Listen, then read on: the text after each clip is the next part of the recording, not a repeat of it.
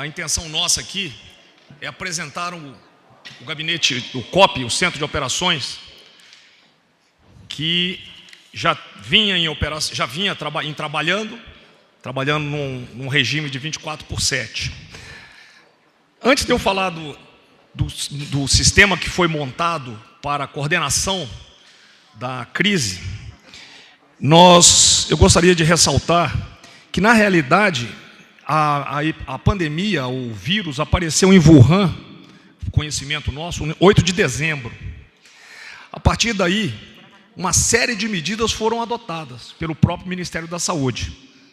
Se os senhores olharem, se vocês pesquisarem, os senhores vão ver medidas adotadas 3 de janeiro, quando ele cita esclarecimentos à OMS, do tamanho do problema que ainda não se tinha, e a OMS classificou como risco moderado. 10 de janeiro, né, o próprio Ministério da Saúde acionou um comitê de monitoramento que está em funcionamento, coordenado com esse COP aqui. No dia 22, ativou o comitê, o Ministério da Saúde também ativou o comitê.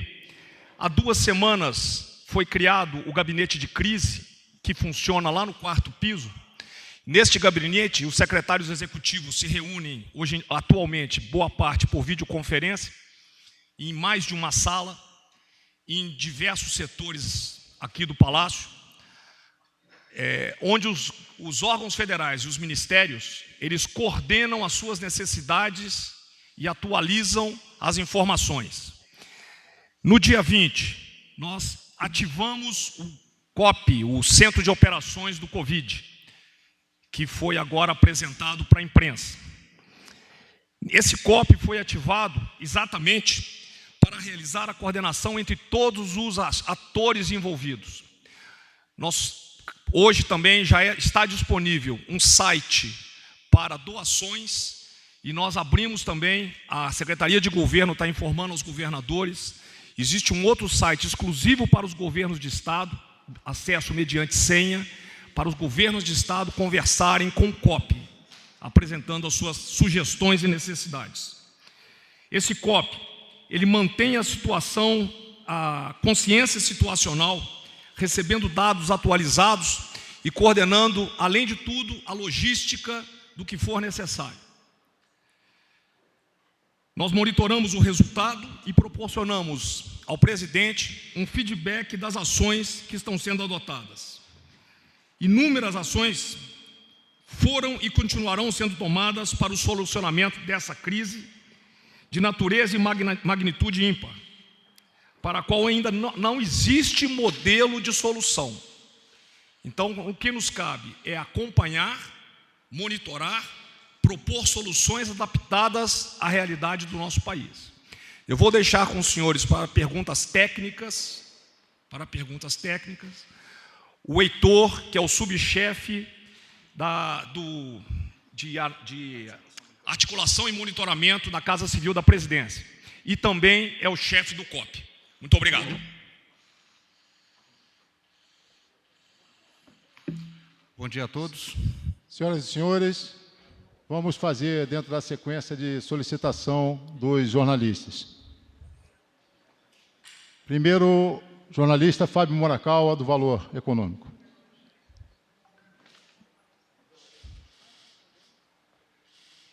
Olá, boa tarde.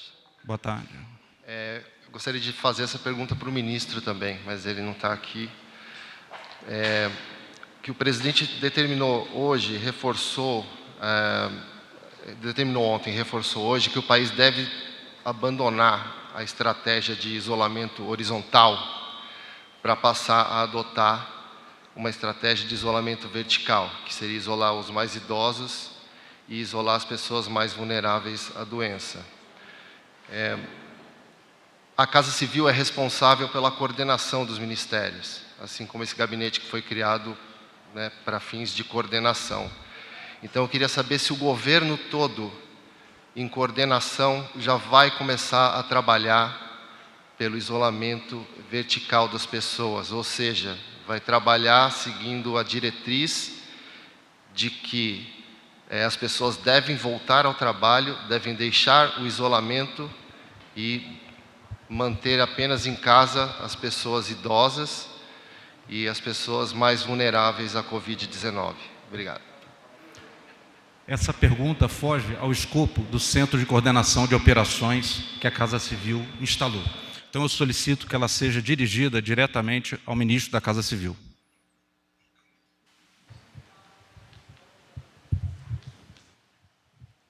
Jornalista Délis Ortiz, da TV Globo, por favor.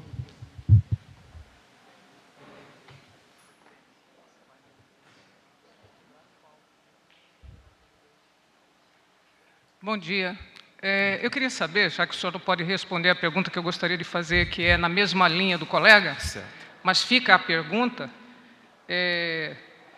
como é que vai ter esse relacionamento desse comitê com os estados à medida em que, depois do pronunciamento do presidente, os governadores já se posicionaram e hoje à noite vão dar um posicionamento oficial dos 27 estados de que estão rompendo com essa orientação e cada estado vai manter a orientação que é dada pela Organização Mundial de Saúde, que é do isolamento, neste momento onde o vírus está se espalhando. A Casa Civil realiza, por intermédio do Centro de Coordenação de Operações, uma articulação com os governos de Estado, utilizando para isso, evidentemente, a Secretaria de Governo. Nós temos, desde ontem, junto aos governos de Estado, um site em que nós possibilitamos ouvir as demandas de cada governo de Estado e endereçá-las aos ministérios, agências, instituições, às quais nós coordenamos. Sobre esse posicionamento dos governos, nós vamos aguardar a orientação do Presidente da República e do Ministro da Casa Civil. Nós mantemos aberto esse canal por intermédio do Centro de Coordenação e Operações aqui na Casa Civil. Mesmo sabendo que, dos dois lados, as direções são diferentes.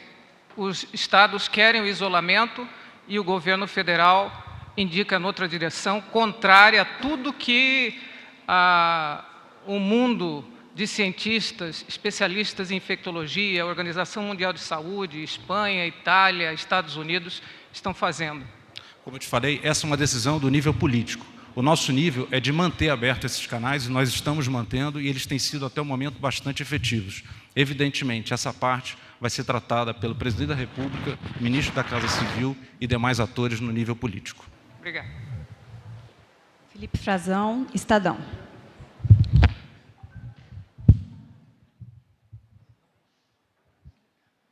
Boa tarde.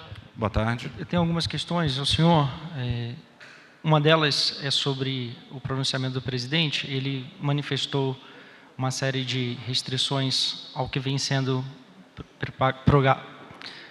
propagado pelo Ministério da Saúde, as orientações em relação ao confinamento e isolamento social. Especificamente em relação aos órgãos federais, como universidades, lotéricas, órgãos que fazem atendimento direto ao público. Serão reabertos? Qual é a ordem que está sendo dada pelo governo agora? Vai mudar a política em relação ao isolamento dos servidores e de quarentena? Do Centro de Operações de Coordenação da Covid-19, nós não recebemos nenhuma ordem. O que existe é a categorização de serviços essenciais que foram já disponibilizados por meio de medidas legais da presidência e dos órgãos competentes para isso. Então, por enquanto, continuam universidades paralisadas as aulas, os outros órgãos do governo que prestam atendimento direto à população estão fechados, parados. Até o que chegou para mim, como subchefe de articulação e monitoramento, é que tudo continua. Nós vamos verificar se há uma diretriz diferente e, obviamente, nós a seguiremos. E com relação a exportações de insumos de saúde, insumos médicos, que foi decretado o que precisa de aval agora da Anvisa, né? A determinação do governo é essa. O que já foi liberado nesse período e por que foi liberado? O que ocorre no que se refere às exportações, essa é a sua pergunta. Elas estão sendo monitoradas e articuladas pela Receita Federal, pelos órgãos que têm responsabilidade sobre isso, e cada caso está sendo tratado de per si, porque existem necessidades e demandas, né? Demandas que nós precisamos atender. Então, nós optamos por avaliar cada caso. No que se refere à decisão de liberação ou não, essa pergunta deve ser endereçada ao Ministério da Saúde e à Receita Federal Brasileira. Mas o centro não tem um número de quantos pedidos já foram liberados excepcionalmente nesse período? Comigo aqui eu não tenho, mas nós possuímos esse controle. Ok, obrigado. Nada. Gustavo Maia, do Globo.